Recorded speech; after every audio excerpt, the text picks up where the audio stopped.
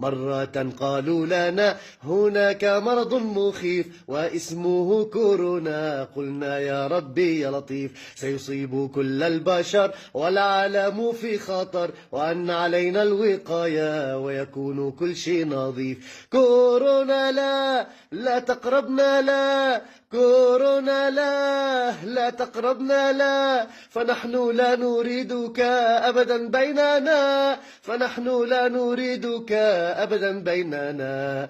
وصار الخوف وسواس منتشر بين الناس، صابون جل وديتول وكفوف وكمامات. لا تخرجوا من بيتكم، لا تقابلوا جاركم، لا سلام لا كلام، غلق الباب بالترباس. وصار الخوف وسواس منتشر بين الناس، صابون جل وديتول وكفوف وكمامات. لا تخرجوا من بيتكم، لا